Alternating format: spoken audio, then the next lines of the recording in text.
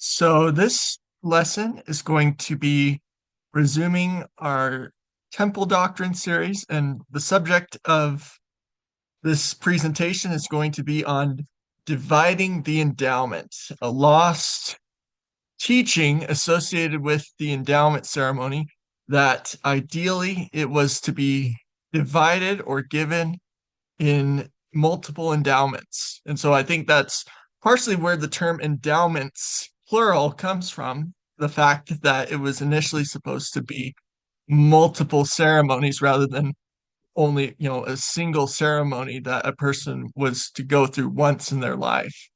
And so this is going to deep dive into a lot of the historical sources about this subject. But to start off, we need to cover the history of the endowment ceremony being revealed to Joseph Smith. Not a thorough one, but just kind of a brief introduction to the endowment being revealed in Nauvoo. So, the Nauvoo Temple revelation indicates that there were new ordinances to be revealed in the Nauvoo period.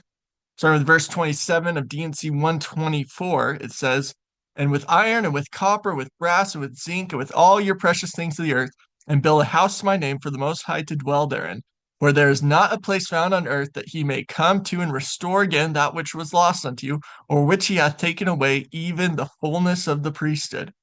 For therein are the keys of the holy priesthood ordained, that you may receive honor and glory. Therefore, verily I say unto you that your anointings and your washings, your baptisms for the dead, and your solemn assemblies, and your memorials for your sacrifices by the sons of Levi, and for your oracles in your most holy places, wherein you receive conversations, your statutes and judgments for the beginning of the revelations and foundation of Zion, and for the glory, honor, and endowment of all her municipals, are ordained by the ordinances of my house, which my people are always commanded to build unto my holy name. And verily I say unto you, let this house be built unto my name, that I may reveal mine ordinances therein unto my people. For I design to reveal unto my church things which have been kept hid from before the foundation of the world, things that pertain to the dispensation of the fullness of times. And I will show unto my servant Joseph all things pertaining to this house, and the priesthood thereof, and the place whereon it shall be built." So clearly, there were new ordinances that were intended to be revealed to the saints in the Nauvoo temple that related to fullness of the priesthood, which Joseph and Brigham Young would define in the Nauvoo period as pertaining to being a king and a priest unto the Most High God. So Joseph, after that revelation, started to, in his discourses and other materials, start to explain that there were sacred signs, keys, and keywords to be revealed to the saints. So the first place that this is uh, indicated is in the publication of the Book of Abraham on March 15th, 1842, in the Times and Seasons, speaking about the Egyptian papyri and explanations of it. It says, "Figure 3 is made to represent God sitting upon his throne, clothed with power and authority, with a crown of eternal light upon his head, representing also the grand key words of the holy priesthood, as revealed to Adam in the Garden of Eden, and as also to Seth, Noah, Melchizedek, Abraham, and all to whom the priesthood was revealed. Figure 7 represents God sitting on his throne, revealing through the heavens the grand key words of the priesthood. Figure 8 contains writings that cannot be revealed unto the world, but is to be had in the holy temple of God." So that was in March of 1842, March 15th, but then in less than a week later, on March 20th, 1842, Joseph in a sermon said, "The Lord says, do so and I will bless so, and there is certain keywords and signs belonging to the priesthood which must be observed in order to obtain the blessings." So then the words of Joseph Smith on April 28th, 1842 says, "He, Joseph Smith, spoke of delivering the keys to this society and to the church. The keys of the kingdom are about to be given to them, that they may be able to detect everything false as well as to the elders." So then on May 1st, 1842, only 3 days before he began to reveal the endowment ceremony to the anointed quorum, he said, quote, "I preached at the Grove on the keys of the kingdom, charity, etc. The keys are certain signs and words by which false spirits and personages may be detected from true, which can't be revealed to the elders till the temple is completed. The rich can only get them in the temple. The poor may get them on the mountaintop, as did Moses. So then on April 2nd, 1843, and I believe this is actually canonized in the Doctrine and Covenants, where in some instructions on priesthood, Joseph said, the new name is the key word. So the endowment ceremony was revealed to select body of men and women known as the Anointed Quorum or Holy Order before the temple was completed, because Joseph received a revelation that something might happen to him. And so it was important. He was given special permission to pass these ordinances on to others that they may be preserved. So John Taylor spoke about this in a sermon on May 18th, 1884, when he said, quote, Joseph Smith, before his death, was much exercised about the completion of the temple in Nauvoo and the administration of ordinances therein.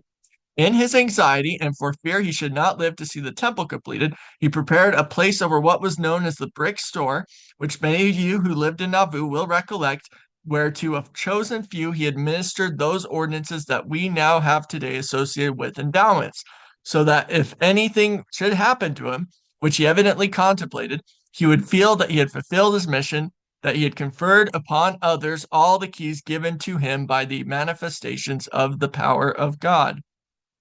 So the endowment ceremony that Joseph revealed in the red brick store consisted of washings, anointings, receiving a sacred garment, a new name, a ritual drama teaching about the creation, fall, and atonement.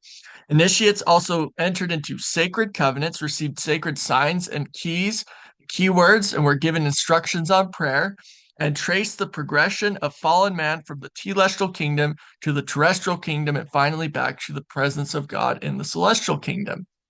So an account of this was written by Willard, of the meeting where Joseph revealed this on May 4th, 1842, was written by Apostle Willard Richards in, I believe, the early 1845 for in completing the history of the church. And this account of the instructions Joseph gave on in that meeting are as follows, quote, I spent the day in the upper part of the store, that is, in my private office, in council with General James Adams of Springfield, Patriarch Hiram Smith, Bishops Newell K. Whitney and George Miller, and President Brigham Young, and Elders Heber C. Kimball and Willard Richards, instructing them in the principles and order of the priesthood, attending to washings, anointings, endowments, and the communication of keys pertaining to the Aaronic priesthood, and so on to the highest order of the Melchizedek priesthood, setting forth the order pertaining to the Ancient of Days, and all those plans and principles by which anyone is enabled to secure the fullness of those blessings which have been prepared for the church of the firstborn, and come up and abide in the presence of the Elohim in the eternal worlds. So, it's a very brief description, but it's very clear that it's talking about administering the temple rites in that meeting. So, however, even though Joseph gave it, communicating keys pertaining to the Aaronic priesthood and so on to the highest order of the Melchizedek priesthood, that was not the ideal way it should be conferred. The endowment ceremony was ideally divided, and this was explained by George Buchanan and John Taylor in the Salt Lake City School of the Prophets in 1883. So George Buchanan said, quote, Joseph, in his haste to give the apostles and other elders their endowments, bestowed everything he had received upon them. Being pushed, as it were, by the Spirit and the exigencies of the time, he bestowed these things in their fullness upon the men whom he selected. In like manner, when the temple at Nauvoo was completed, the apostles, being in a hurry, and the mob crowding upon us, and having to leave Nauvoo very quickly, bestowed in like manner upon the people everything that had been received from the Lord. So that John Taylor said, quote, there was very little said about these endowment ordinances in the early days. It was almost impossible to say anything. At the time these endowments were given by Joseph in Nauvoo, or soon after that, there was the greatest commotion imaginable.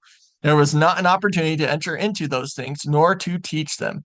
After Joseph was killed, things were done in a great hurry. We worked day and night giving these ordinances, and many people were administered to in private houses, some right in my own house, when the work in the temple was shut down. He continued in another statement. He said, quote, the reason why things are in the shape they are in is because Joseph felt called upon to confer all the ordinances connected with the priesthood. He felt in a hurry on account of a certain premonition that he had concerning his death, and was very desirous to impart the endowments and all the ordinances thereof to the priesthood during his lifetime. And it would seem to be necessary that there should be more care taken in the administration of ordinances to the saints, in order that those who had not proven themselves worthy might not partake of the fullness of the anointings until they had proven themselves worthy thereof by being faithful to the initiatory principles, as great carelessness and a lack of appreciation has been manifest by many who had partaken of these sacred ordinances. Had Joseph Smith lived, he would have had much more to say on many of these points which he was prevented from doing by his death. So the earliest place that we see a hint or suggestion that the endowment should be divided comes from the 24 temples diagram for the city of Zion in Jackson County, Missouri. So long before the Nauvoo Temple ceremony was revealed to the saints, the 24 temples diagram for the city of Zion, given by Revelation in 1833, depicts a block of 12 Aaronic priesthood temples and 12 Melchizedek priesthood temples. Each row of 3 temples were for a distinct purpose or a priesthood quorum. And you can find the description. It's right here. I'm not going to read it, but it's in History of the Church, Volume 1, page 359, going into the description of what each row of temples were for. Like some were for the deacons, some were for the teachers, some were for the highest order of the Aaronic priesthood. Some were for the elders, some were for the high priests of the Holy Order of God, and so forth. And so it's very interesting that this would indicate that there were supposed to be Aaronic priesthood temples and Melchizedek priesthood temples at a very early date in the restoration.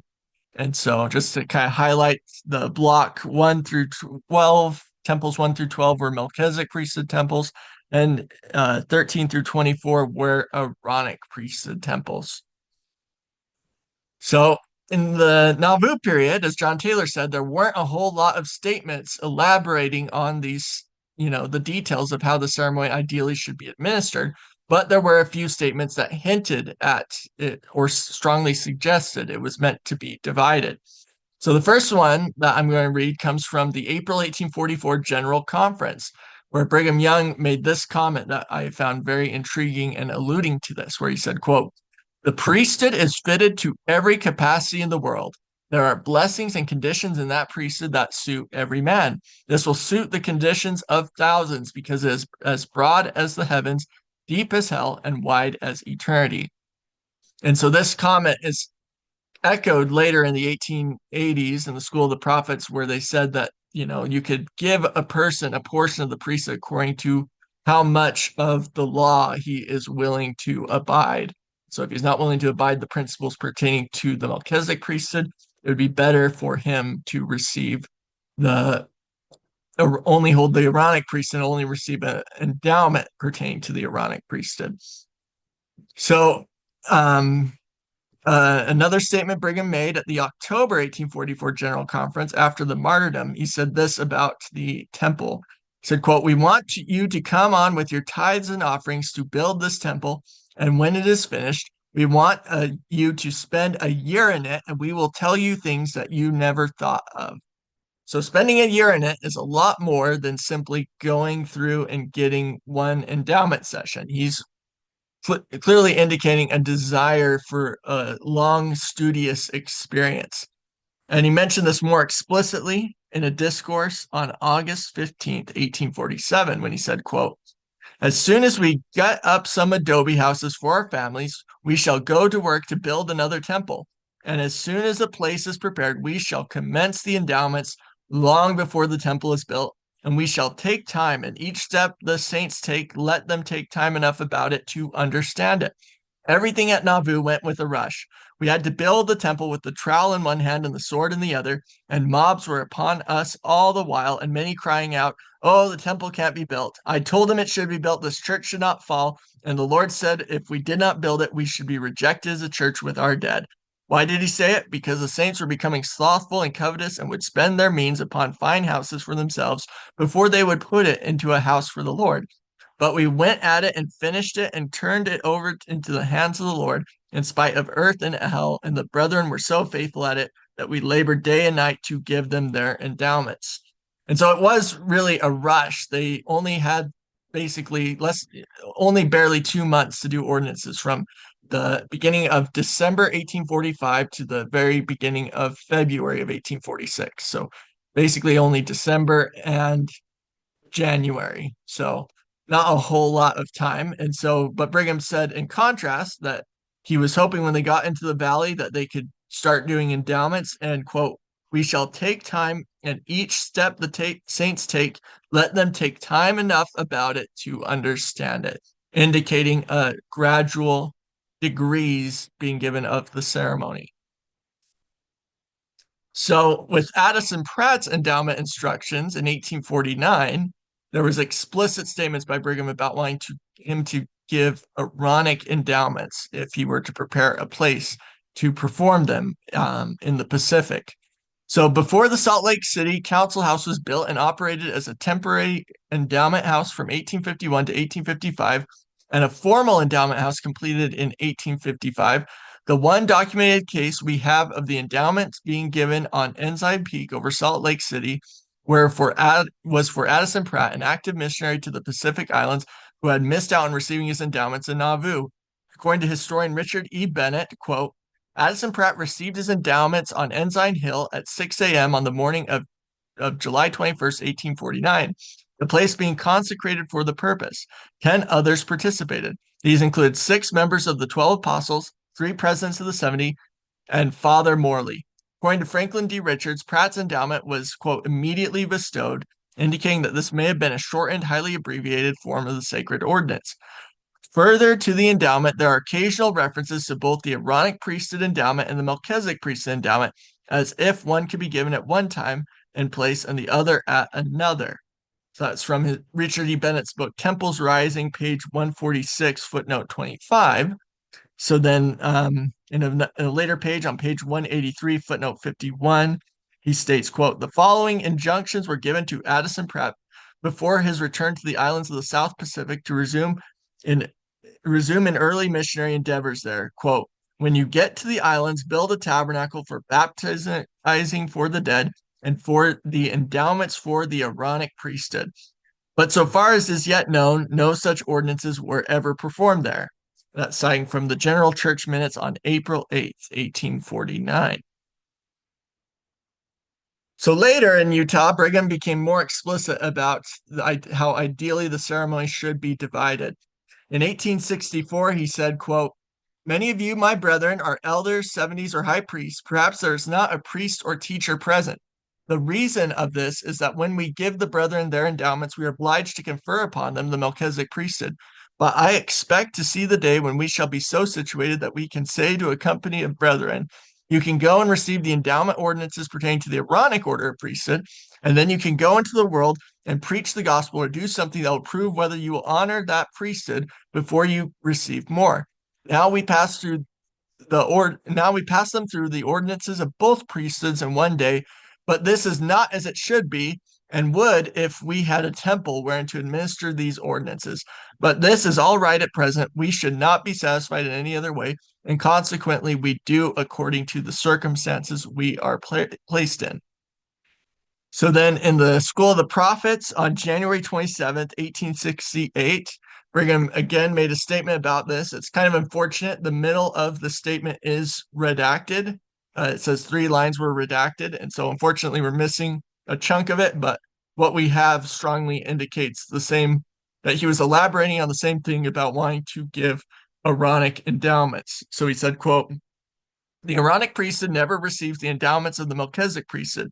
If we were officiating according to law given to us and had a temple, then 3 lines redacted, it says, go into the world, prove yourselves, and if you go and labor and build up cities, towns, be faithful in your prayers and upright and truthful and virtuous for years, then we will say, come now and we will give you another degree. So then at the very end of Brigham's life, Erastus Snow on July 9th, 1877, preached, quote, when we can get time, we will give the endowment for each priesthood separately. And after a while, when temples are built, we will give the endowment to each according to what priesthood they hold. Then we will give men the endowment of the Aaronic priesthood and nothing else at first.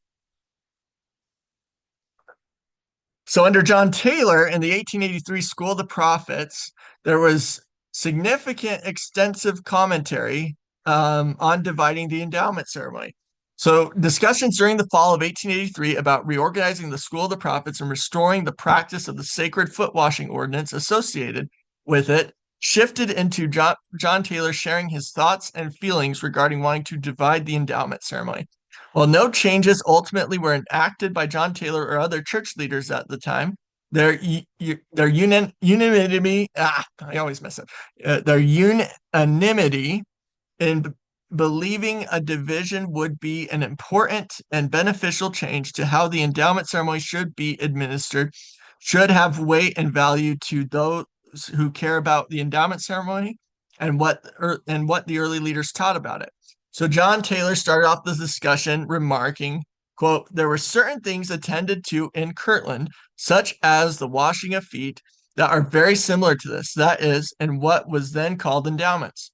Afterwards, fuller endowments were given in Nauvoo, and it may have been in view of these that President Young considered its repetition of these matters unnecessary. How that is, of course, I am not prepared to say. I do not know how or why President Young arrived at the conclusion he did.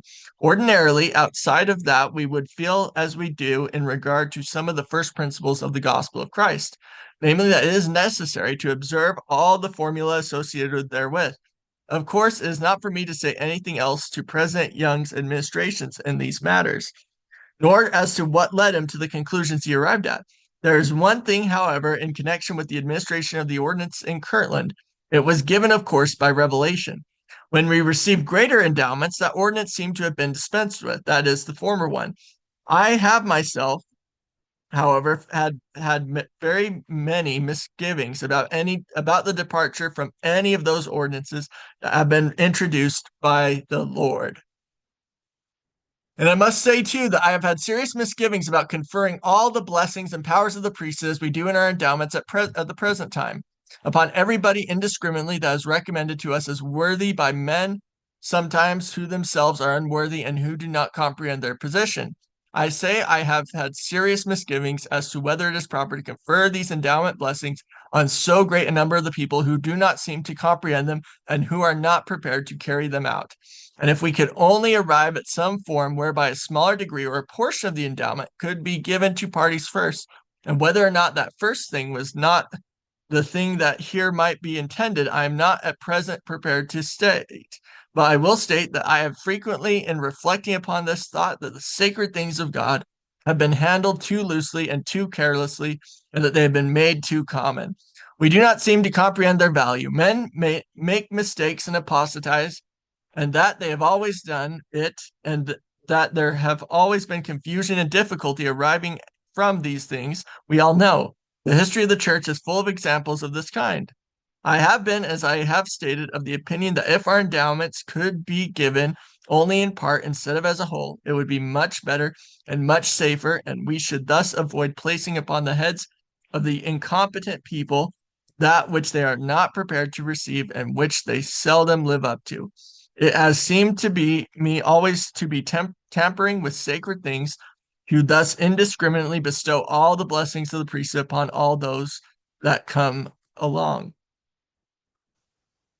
So continuing, he said, I thought I would mention this among other things, and yet our marriage ceremony itself almost forces us, when a man and woman get married, to confer these blessings upon them.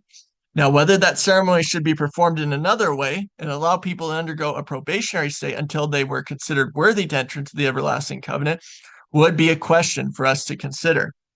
This covenant has been entered into very extensively. Indeed, many people have entered into this marriage covenant and have taken upon themselves responsibilities that have brought a curse and destruction upon them. Therefore, it appears to me that there are rather serious questions, and they are at least worthy of our consideration. Among the ancient Jews, they had in their assemblages what they called a Gentile court.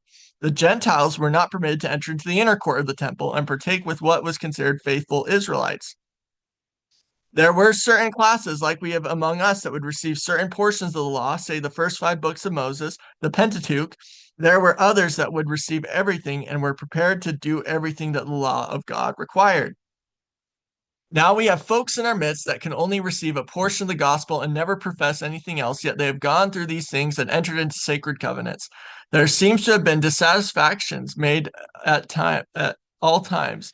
There will be there seems to have been distinctions made at all times. There will be distinctions hereafter in regards to the celestial, terrestrial, telestial, and other kingdoms. Why are these distinctions made? Because if a man cannot abide a celestial law, he cannot inherit a celestial glory. If a man cannot obey a terrestrial law, he cannot abide the terrestrial glory. If a man cannot obey a telestial law, he cannot enter into a telestial glory.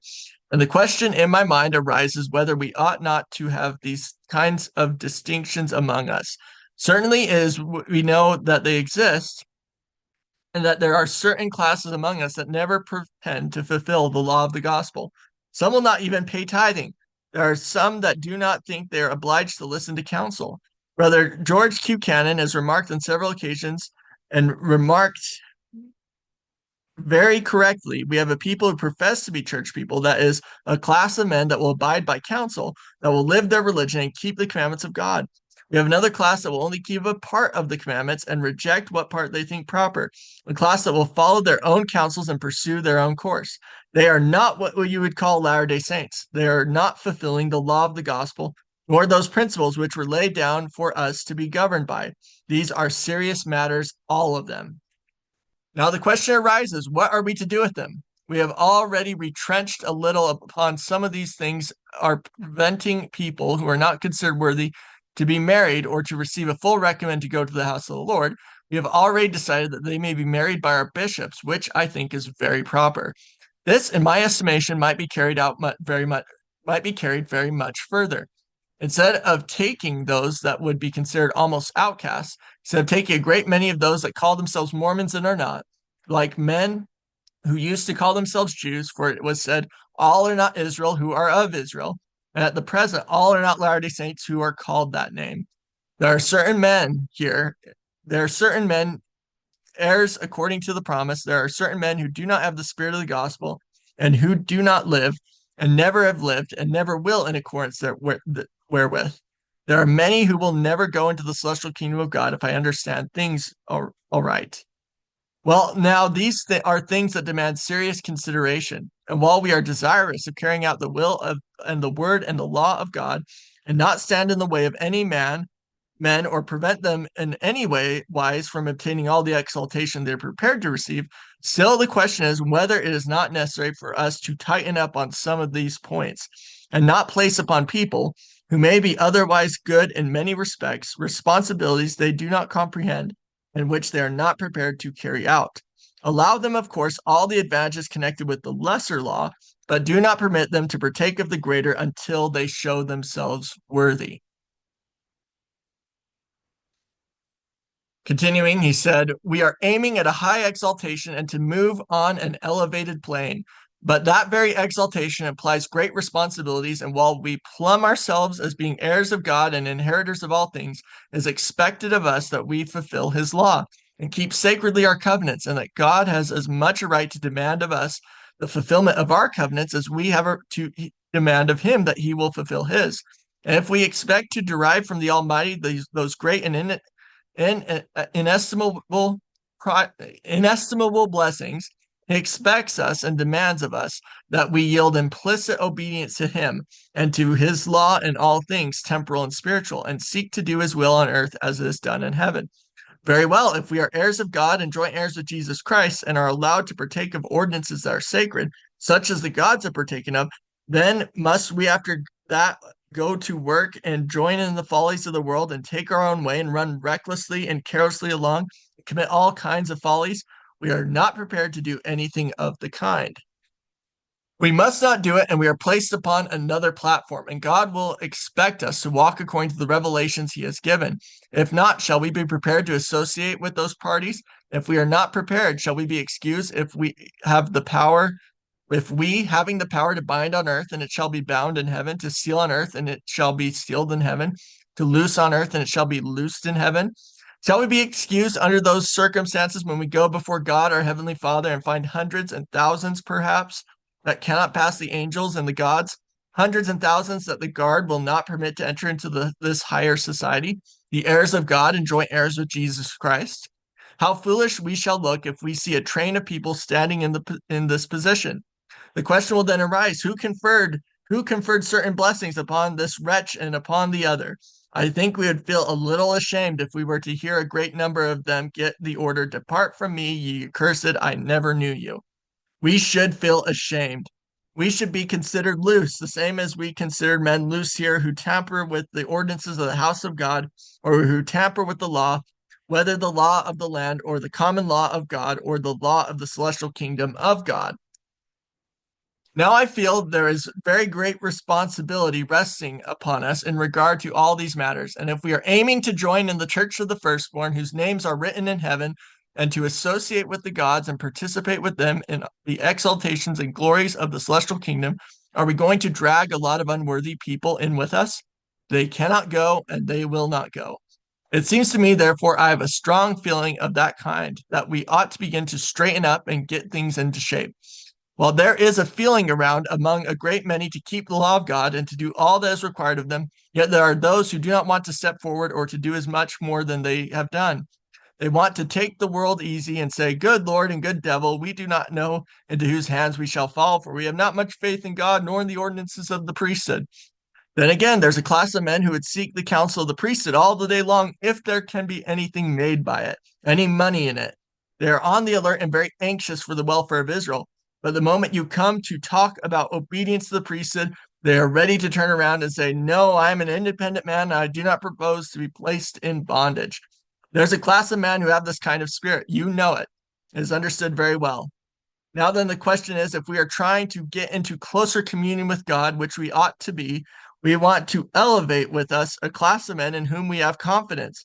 Men that you can set them down and you will know where to pick them up, instead of elevating men who are all the time catering to the devil, who are covetous and stooping to every kind of meanness and corruption. Perhaps I have said enough upon this subject. I could talk for hours upon it. The field opens up as I go along, but these are some very ideas that may be sufficient for the present to lead up to the conclusion that we ought to be very particular as to those who we receive into this order.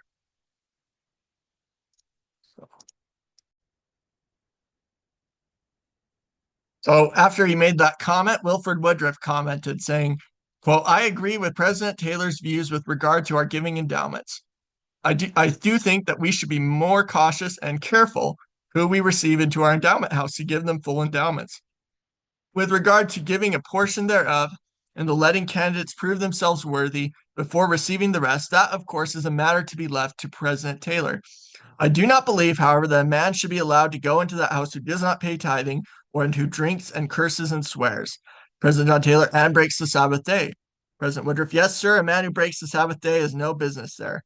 President Taylor, "There's one thing I desire to mention. There was a very little said about these ordinances in early days. It was almost impossible to say anything. At the time these endowments were given by Joseph in Nauvoo, or soon after that, there was the greatest commotion imaginable.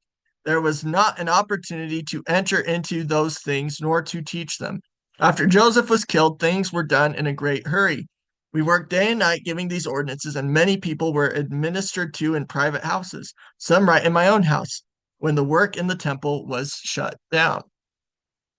So that was all on August 2nd, 1883. Continuing that discussion, that day, George Buchanan also commented in agreement. He said, quote, "In regard to your President Taylor's remarks respecting giving the endowments, I am fully in accord with them. It is a matter I've thought a great deal about. Brother George A. Smith and myself had several conversations with President Brigham Young upon this subject. It was very strongly urged then that there should be a division in the endowments, and I have no doubt that the Lord will yet, through you, reveal to us what should be done about these matters. It is as clear to me as the light of the sun that there's a necessity for such a division. We have been carrying things on in a very crude manner for many years. Joseph, in his haste to give the apostles and other elders their endowments, bestowed everything he had received upon them. Being pushed, as it were, by the Spirit and the exigencies of the time, he bestowed these things in their fullness upon the men whom he selected. In like manner, when the temple at Nauvoo was completed, the apostles being in a hurry and the mob crowding upon us, and having to leave Nauvoo very quickly, bestowed in like manner upon the people everything that had been received from the Lord. What has been the result? Why we see that the things of God have become too common. Our endowments have become lowered to an extent that to a man who appreciates their solemnity and importance must look at it with pangs of sorrow to see the lightness with which these matters are treated. Men go into the endowment house and come out of it as if it were some place of amusement. Now, there is nothing to my mind more clear than this. When you bestow blessings, however great they are, and make them easy to be obtained and make them common, you reduce their value in the eyes of the people. They are easily obtained and therefore are to be considered of trifling importance. A man gains the favor of his bishop, and without any previous trial, without going through any test, he is permitted to go into the house of the Lord and receive his endowments. And in many instances, men receive their second endowments in the same way. Now I do not know, but my but my by my but excuse me. Now I do not know by my experience of human nature and as a human being that anything of that kind treated in that way does not have the effect upon men's minds that it should have. It seems to me that there should be something for the people to live for. There should be something to struggle for, and that something must be kept before them. But you bestow everything upon them to begin with, and the human mind is gratified and satiety ensues.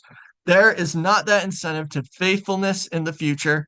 There is not that reward to look forward to. The incentive is taken away by the whole blessing having been bestowed too soon.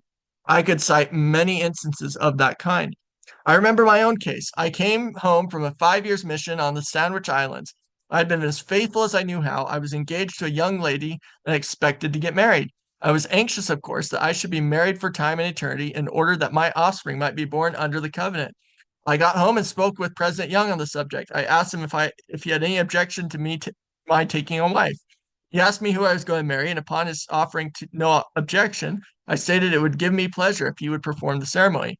Well, George, said he, I shall only marry you for, excuse me, I shall only marry you for time. I felt as though I would like it the other way, but I did not feel to question the decision of a prophet of God. Well, he married me for time. I had my endowments, my wife had not, and I suppose that was the reason.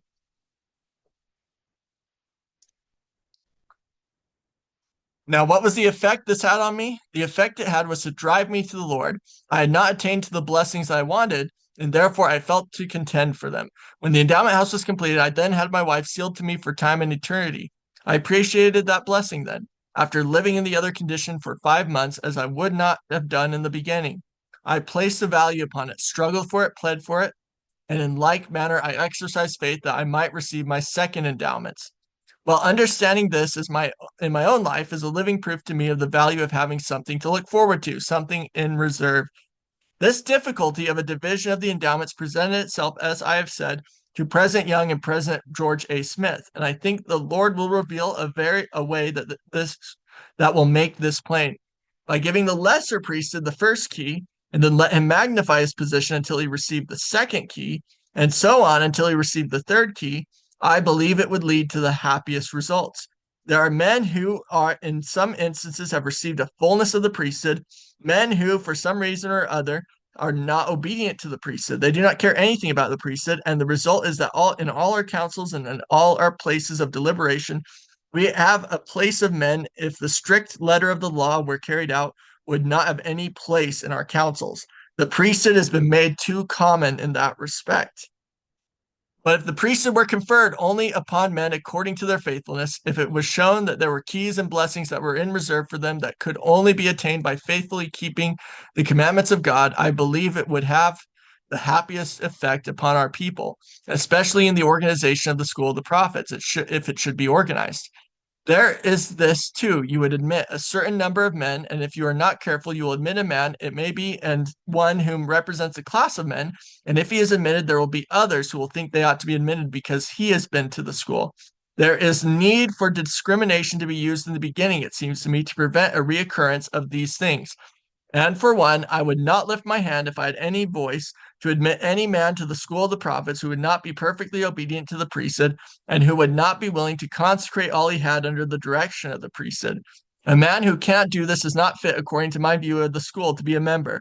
I do not think such a man should think of himself injured by my voting to keep him out if he has not that faith. I hope and pray that God will inspire President Taylor about these matters and that he will enable us to establish a correct order of things in relation to them. I feel that God is with us in this matter, and I feel too that it is no longer the mind of, and will of God that we should bestow full endowments indiscriminately as we have been doing, and that in our temples we should institute a different order of things entirely. So the last comment in this meeting in August 1883 um, about dividing the endowment was made by Franklin D. Richards, another apostle. So he made this comment. He said, quote, I do not feel that it would be wise to take up any further time in consideration of this matter. I want simply to say, however, that the feelings of my heart attest to the truth of the sentiments expressed by President Taylor and President Cannon.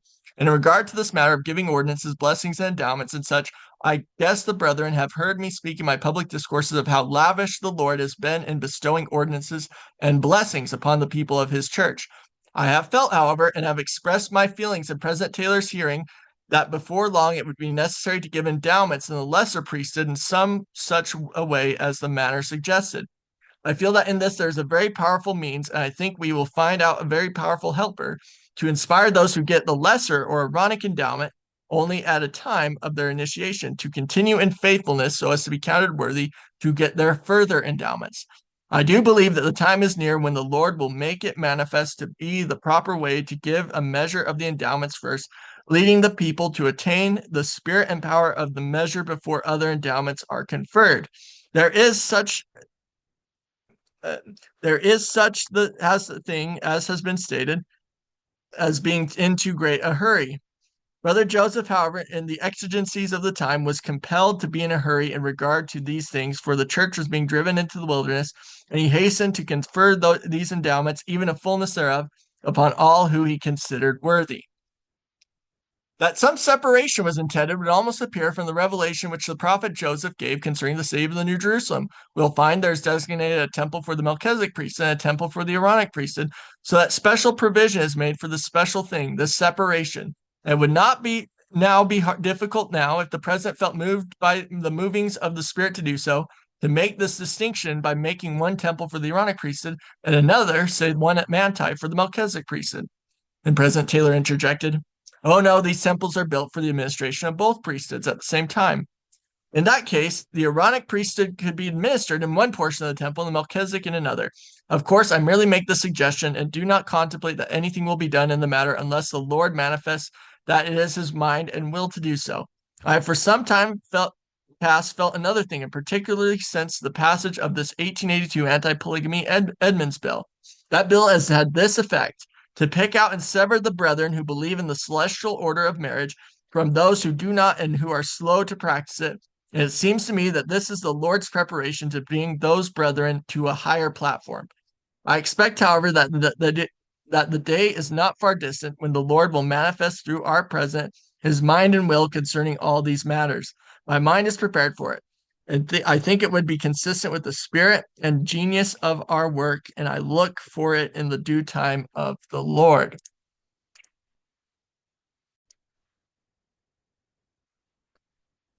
So, about 10 days after that discussion, George Buchanan made comments referencing it in a sermon on August 12th, 1883.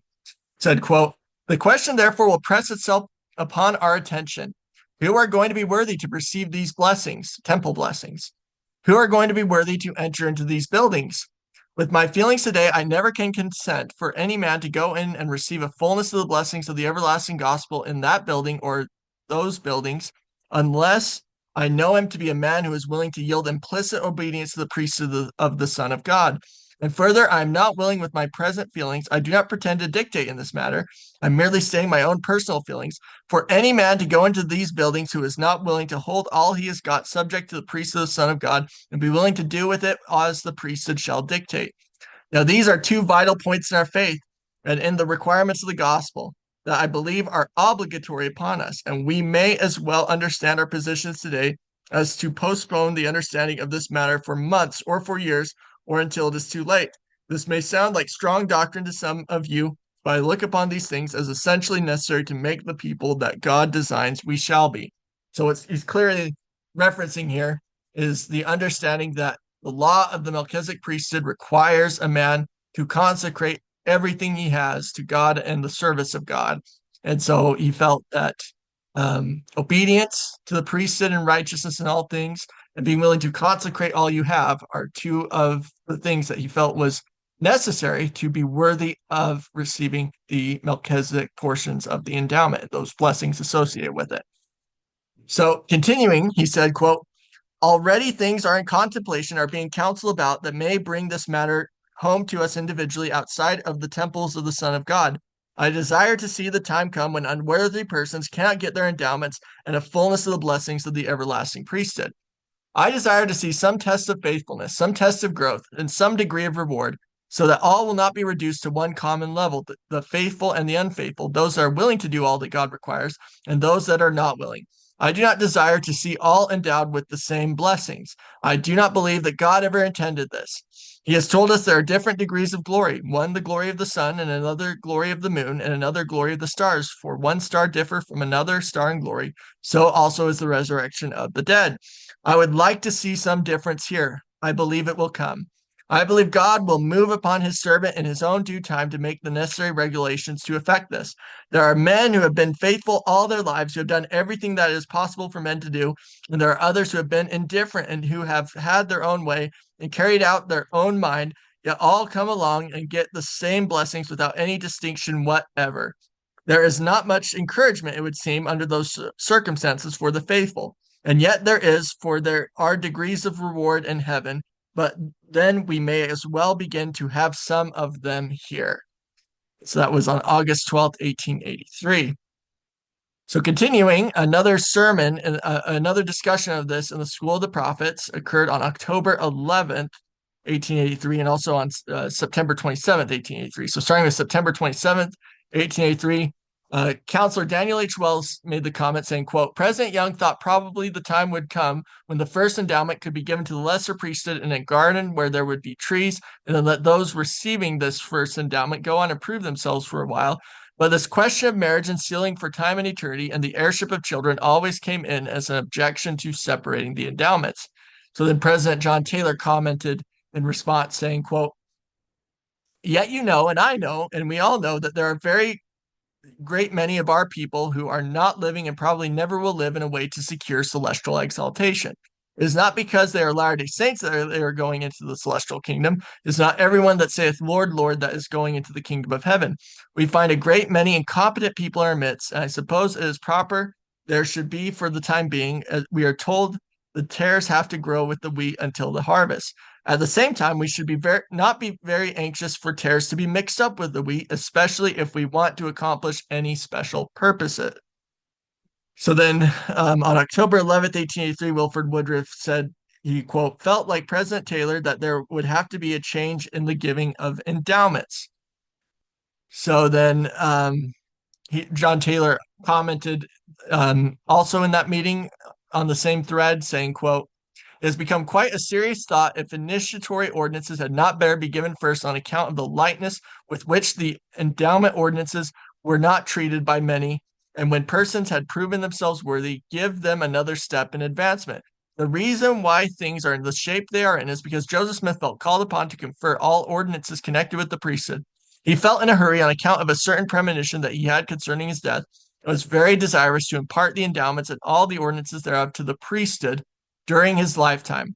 And it would seem to be necessary that there should be more care taken in the administration of the ordinances to the saints, in order that those who had not proven themselves worthy might not partake of the fullness of the anointings until they had proven themselves worthy thereof by being faithful to the initiatory principles, as great carelessness and a lack of appreciation have been manifested by many who had partaken of these sacred ordinances. Had Joseph Smith lived, he would have had much more to say on many of those points which he was prevented from doing by his death. It remains for us to look after and inquire into these matters, that perfect order may exist in the Church of God, and that persons may not be put in possession of rights and privileges and receiving blessings, promises, and endowments of which they are unworthy and cannot enjoy. So the last three comments we have after the School of the Prophets discussions on dividing the endowment come primarily from George Q. Cannon, though this first quote appears to show that Joseph F. Smith was talking on the same line of argument or belief about how the ceremony should be divided. So the first quote comes from the April 1884 General Conference's priesthood meeting.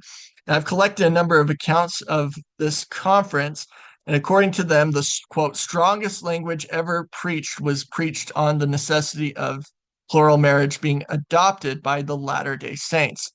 And so one of the accounts of this of this conference in detail was recorded by David John in his journal on April 9th, 1884.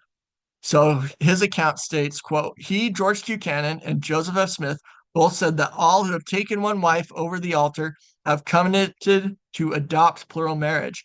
In the future, if men do not wish to take upon themselves such covenants, they had better keep away from the house of the Lord.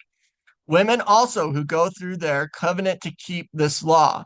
The time will come when no one will be permitted to receive their endowment in a temple or house of God who will not first covenant to keep the whole law.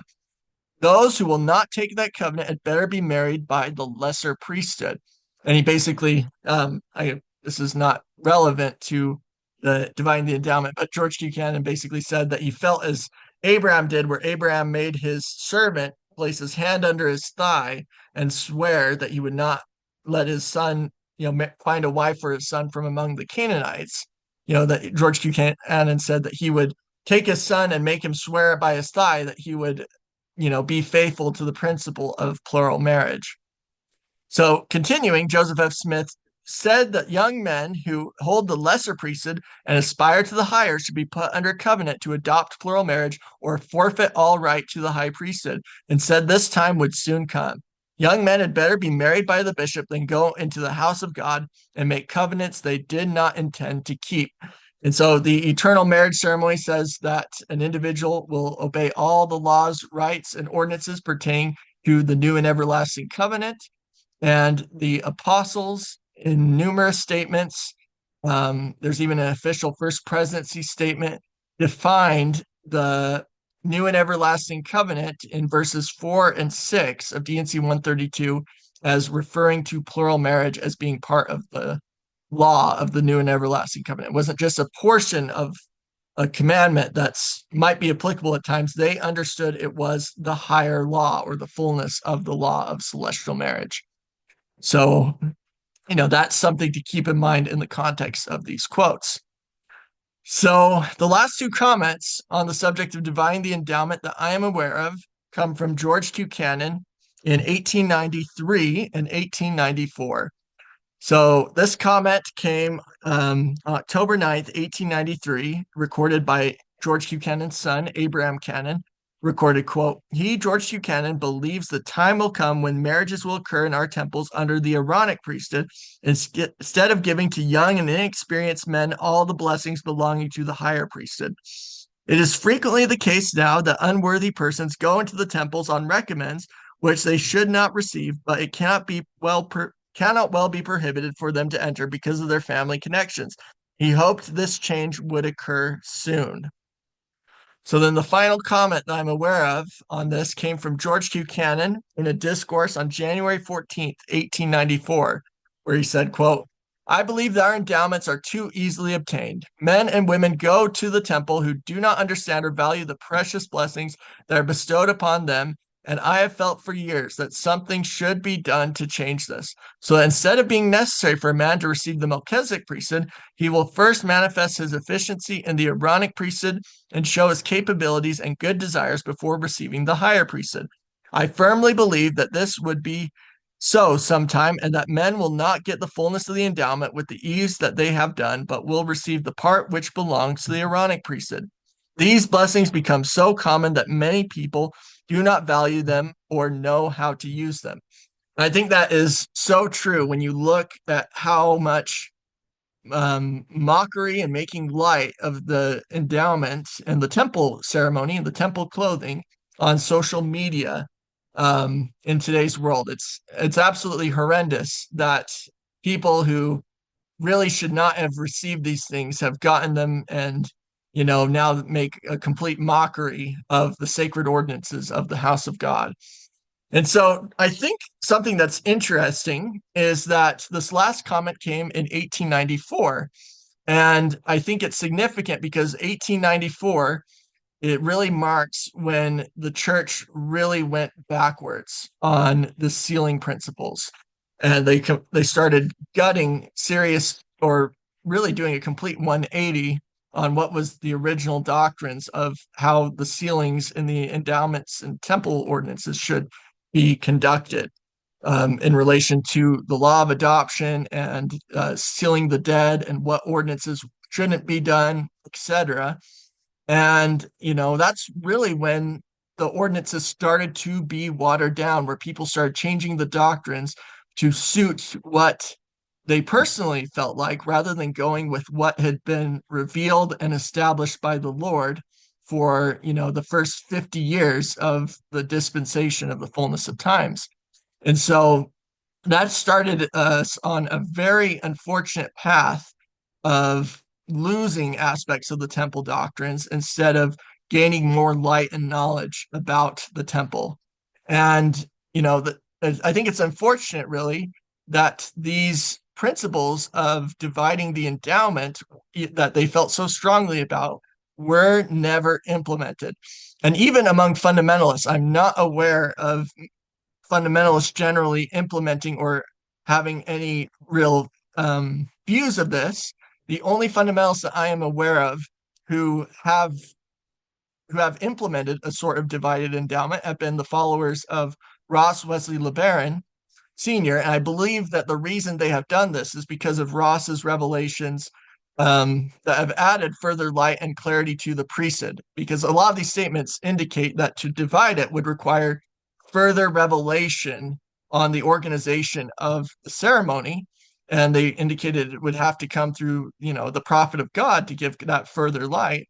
And the only person that I'm aware of who really claimed further revelation, elaborating on the priesthood doctrines that Joseph Smith um, originally restored, or really restoring the doctrines that Joseph Smith had taught, really was Ross. And, so his followers, and to differing degrees, have implemented dividing the endowment in my research.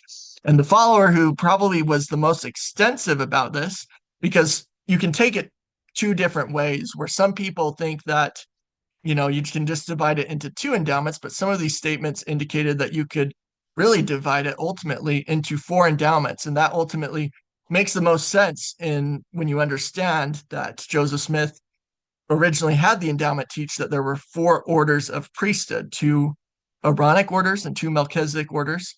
And then, there's a highest priesthood that only comes directly from God. So there's really fundamentally five orders of priesthood. Um, and if anyone who wants to research that, I have a presentation on that called The Five Orders of Priesthood that I will link in the description of this presentation. But, the knowledge of there being five orders of priesthood was lost over time, or hidden and eventually lost, and not restored until Ross's revelations restoring that knowledge. And really, the person who wrote up this doctrine, probably the best, was Fred Collier's writings on the Nauvoo doctrine on priesthood in light of Alma chapter 13. And Fred pointed out that from the 24 temples diagram, that actually you can see that there are certain temples that were for the higher Melchizedek priesthood, certain temples for a lower Melchizedek priesthood, certain temples for a higher Aaronic, certain temples for a lower Aaronic. So really you can divide the endowment into four endowments and not just two endowments, Aaronic and Melchizedek. And there were certain statements that I read that indicated that, such as Erastus' Snow statement, or when George Buchanan said, "Let one person get the first key, let him continue till he gets the second key, and so on to the third key." And so, but that took additional revelation, which was received through Ross and through Fred on the ceremony.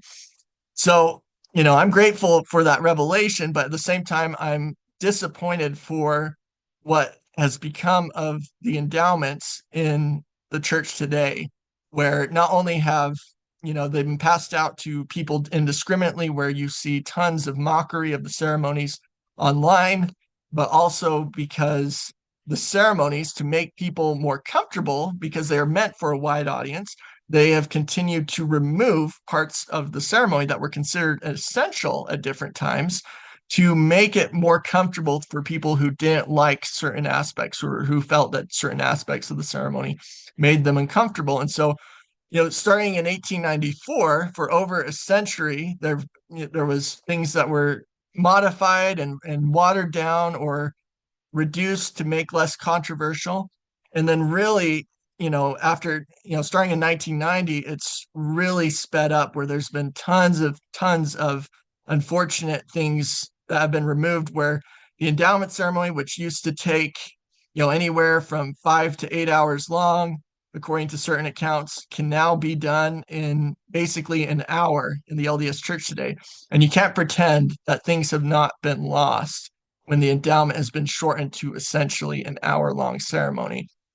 And I find that very unfortunate, whereas, if this decision to divide the endowment had been implemented, maybe the people who wouldn't be comfortable with the Melchizedek portion should just be content with the Aaronic portion of the ceremonies, and then the Melchizedek portion only be given to those who are willing to not put up any stakes and receive the ordinances for what they were restored to be, rather than um, have their own opinion about how the ceremonies should be modified. And so I do think this is a very important aspect of understanding the temple doctrines. I think it'd be very valuable for people to have this understanding of it. And this will lead into a discussion that we'll have in our upcoming presentation on lost principles of the endowment, because there are a lot of things that have been lost or removed over the years, and I'm really excited to cover that as well. And so I say these things in the name of Jesus Christ. Amen.